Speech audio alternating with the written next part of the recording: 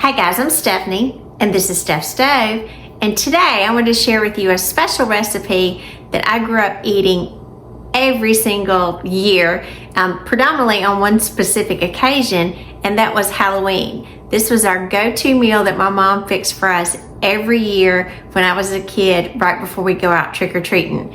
Now it's after trick-or-treating time, but still it's something that I always think of and dearly love during the fall, and it is none other than chicken and rice. So it's good comfort food, sticks to your ribs, and just delicious. So let's get started and make this wonderful chicken and rice. Here we go. Alrighty, let's get this going. Now I will say this could not be any easier of a meal to fix for your family, and super economical. So this is just a medium stock pot, and I'm going to add into it this is 8 cups of water. Alright, so 8 cups of water in here. Now for the chicken portion of it, I like to use real chicken. Some people use canned chicken, rotisserie chicken. I like real chicken for this. So my preference is boneless, skinless chicken thighs. If you prefer the chicken breast, that's fine. But I like, I think these are juicier, and that's why I just prefer the dark meat. I'm not a big fan of a lot of white meat. If I have something in here, even like a chicken casserole, a lot of times I want to add white and dark meat to it, so it's just not alone. So this particular package, and no, I don't wash chicken. Somebody may ask me that. I do not do that. This has 6 boneless, skinless chicken thighs in here. So let me get them all out and try not to touch them. I don't like to touch them a whole lot. That way I don't have to turn around and get all that chicken everywhere. Throw that in the trash. Now, what we need to do to this is we're just going to bring this to a gentle boil and let our chicken thighs boil. This is going to take probably 15-20 minutes, and during this time I always go in and I just add some salt, about 10 or 12 twists on my little grinder here. Now if you were measuring this out, that may be about like a teaspoon of salt or so forth, and about that much of cracked black pepper.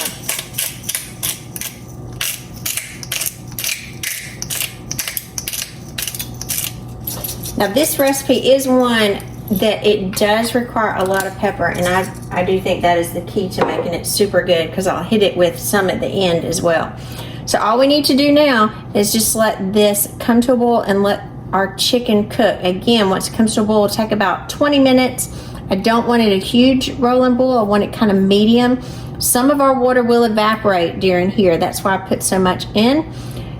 I am not going to cover it. I like it open when it's cooking. So I'm going to let this come to a big boil and let our chicken cook, and I'll see you back in about 20 minutes. Alrighty, it's been 20 minutes that our chicken has been cooking. So now I'm going to come in. I'm just going to take just a regular bowl, whatever you'd like to use to catch it, and I'm going to go ahead and take the chicken out of the cooking liquid. So we've created us a nice pretty broth, and the dark meat does make the broth just a little bit richer. Now if you used a chicken breast for this, it wouldn't be quite as thick or quite as rich, but again, that's personal preference that I prefer in here. So by leaving our lid off, we've lost a lot of our water, which is fine because we intended for some of it to evaporate. Now we do need to add our rice. I'm adding regular rice to this, and I know I've probably evaporated about 2 cups, so I'm going to add 3 cups of this, and it does make a lot. About 3 cups of regular rice. This is not quick rice, it's just regular old rice to my pot. And I like the flavor to be intensified just a little bit more, so I always add 1 can of cream of chicken soup. So let me get my can open here. Get it moved over. Get this open quickly.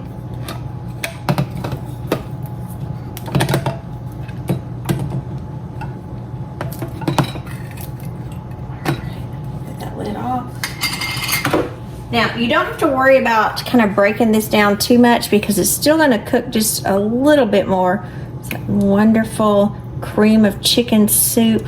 It's going to make this even more rich and tasty. This does add a little bit more salt to it, so that's why I didn't put a huge amount in the beginning. Need some when you're cooking it because you want your chicken flavored, but we'll add more kind of to taste in just a few minutes.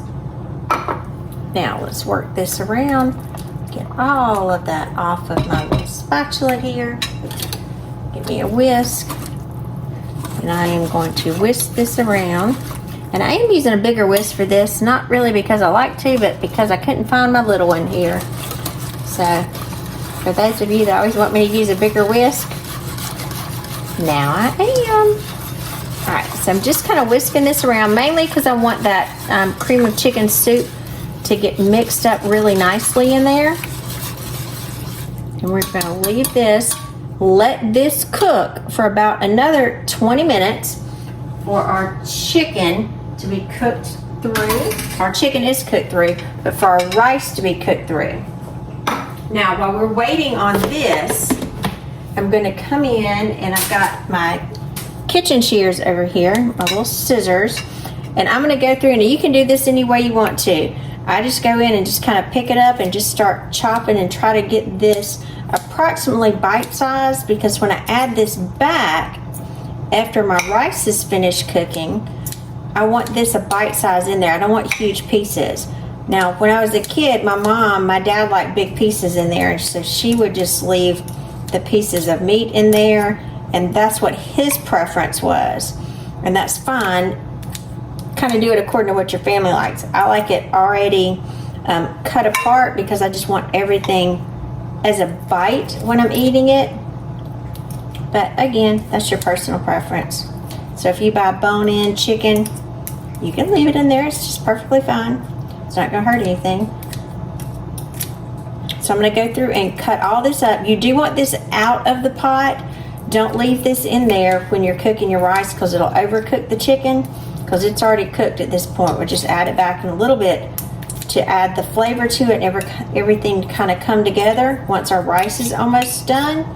So I'm going to keep cutting this up, and I'll see you back in about 20 more minutes.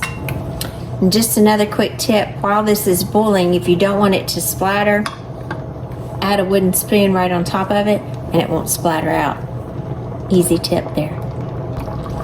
Alright, I've been cooking about 10 minutes at this point. I'm going to move this over and I'm going to kind of give it a little stir to mix everything together nicely. Look how well it's come together.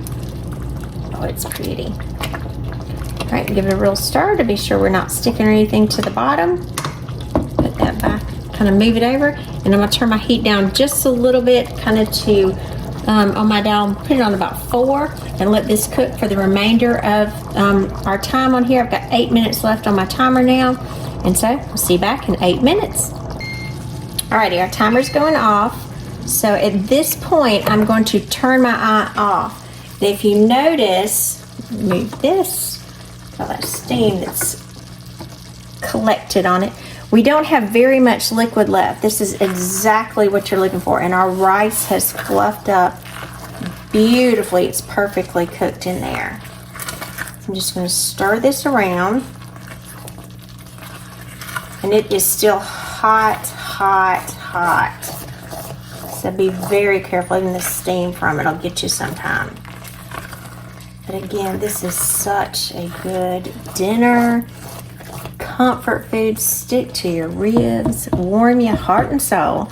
So now my chicken that I cut up, and see I've got some little juices that's come out, so just pour them back in as well. Oh, I hear that sizzle. And we're going to mix that chicken up with our rice. I'm going to sleeve that. Got these extra long sleeves on today. Mix this around till our chicken is completely incorporated. Get it all submerged because we're going to let this sit on the stove just for about 10 minutes or so. Kind of let all of these flavors come together. Because again, our chicken is fully cooked. We didn't want it cooked additionally. We just want it brought together. So this is the perfect texture here. I'm gonna kind of go in and blow a little bit, get it a taste. Check for seasoning, so if you need to add any salt or pepper. Oh, that's so good. I do want to add some pepper to it because, again, I think black pepper brings out really good flavor in this. And so again, you're going to kind of do this to taste. And I like a little bit more salt because the rice obviously takes up a lot of the salt. And a lot of times when I'm finished with this, after I plate it, I just let each individual person add their preference of salt to it. Because some people like things saltier, some people don't. Just good. Like I said, it is super hot. I know whenever I make this, my husband's like, okay, I'll wait about 20 minutes because I know it's so hot. But it is so delicious. So look at that. Look how pretty that beautiful pot of chicken and rice is. So I'm gonna wait just a few minutes, about 10 minutes, and then we're gonna come in and give it a taste. I'm Stephanie, and this has been Steph's Stove. For today, we made good comfort food, stick to your ribs, good chicken and rice. And as I shared with many of you, this is something that I had every year as a kid, going trick-or-treating or getting ready to go trick-or-treating. So I think of it in the fall. And I asked my mom, I said, why did we have this every year? And she said, it's just something that I could put in you to warm your tummy, for you to have a good night, and it was quick and easy to make. And it's so true. This meal you can make, my chicken was about $5.50. I think the cream of chicken soup is about $1, $1.50, depending on where you live. And a bag of rice you can get for under $2. So you can feed a family easy for under $10. And this meal is stick to your ribs, good, delicious. I did add a little bit more of, ooh, it's still warm, of pepper on top of mine, because I do like some black pepper on it. And look at that. Look at that, it's still steamy. Just good, thick. That's so good. Brings me back to being a little kid when my mom used to make it for me. It just warms you down, and it's just good. We don't have a lot of super cold weather here in South Georgia, but if you have some cold weather, just some nice brisk fall weather or a rainy day, nothing beats some good old chicken and rice. So remember, give me a thumbs up, click that subscribe button for more great content like this. And Steph's Stove, we're making memories one dish at a time. Thanks for watching, guys. Have a great night.